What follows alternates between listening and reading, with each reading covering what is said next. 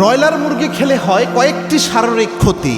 বিজ্ঞান অবাক করা কয়েকটা তথ্য এখানে বের করে নিয়ে এসেছে যে আমাদের শরীরে কিভাবে ক্ষতি ঢুকতেছে। এবং বাংলাদেশে এই ব্রয়লার মুরগি কিন্তু অনেক ফেমাস হয়ে গেছে, বিশেষ করে যে পোলাপানরা ব্যাচেলার লাইফে লিড করে তাদের তো অনেক বেশি খাইতেই হয়, কারণ উপায় নাই দেশি মুরগির যে দামের অবস্থা। তো সেক্ষেত্রে এক নম্বর যে ক্ষতিটা হয়, এটায় অতিরিক্ত চর্বি থাকে, যার কারণে ওজন বাড়ানোর জন্য এটা সহযোগী ভূমিকা পালন করে।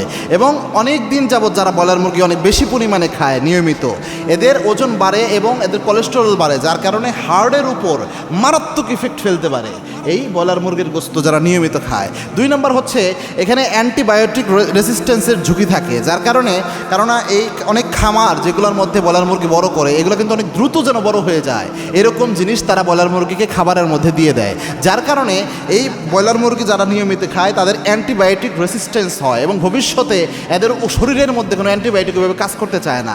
আপনি দেখবেন বর্তমান জেনারেশন অনেক পোলাপান আছে যে রোগ ব্যাধিগুলো আগে অনেক দ্রুত ন্যাচারালি আপনার শরীরের অ্যান্টিবায়োটিক বা শারীরিক রোগ প্রতিরোধ ক্ষমতা দিয়ে তো ভালো হয়ে যেত, এটা এখন অ্যান্টিবায়োটিক খাওয়াইলেও কাজ করতে চায় না।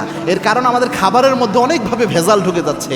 তার মধ্যে একটা খাবার হচ্ছে এমন ব্রয়লার। বর্তমান পোলাপানে যে পিৎজা খায়, বার্গার খায়, তারপরে যত রকমের দেখবেন চিকেন কারিগুলা খাচ্ছে, তারপরে ফাস্টফুড জাতীয় যা খাবার খায়, এরপরে আপনার যে চাইনিজ খায়, এই বেশিরভাগগুলোর মধ্যে কিন্তু ব্রয়লার মুরগি তা ইউজ করে থাকে।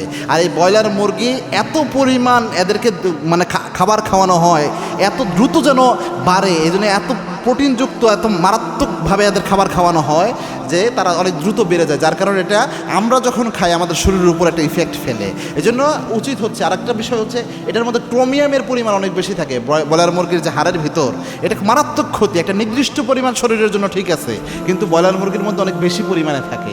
এই জন্যে ব্রয়লার মুরগি অনেক অতিরিক্ত খাবেন না, খেলেও অনেক অল্প পরিমাণে খান, কেননা আপনার শরীর যদি আপনি নষ্ট করে ফেলেন এটা ইসলাম কখনো অ্যালাউ করে না। এবং আল্লাহ রাব্বুল আলামিন কোরআনুল কারীমের মধ্যে বলেছেন, লা তুলকু বিআইদিকুম ইলাত তাহলিকাত, তোমরা নিজেকে নিজে ধ্বংসের দিকে ঠেলে দিও না। আল্লাহ রাব্বুল আলামিন নিজে এটা জানিয়ে দিয়েছেন। এই জন্যে ধ্বংস হয় আমাদের শরীর, ক্ষতি হয়, এমন জিনিস যত এড়াইয়া চলা যায় এটাই সবচেয়ে ভালো। একান্ত যদি এটা বিরত থাকা না যায়, আমরা যেন পরিমাণে অনেক অল্প করে খাই, তাহলে ইনশাআল্লাহ কোনো ক্ষতি হবে না।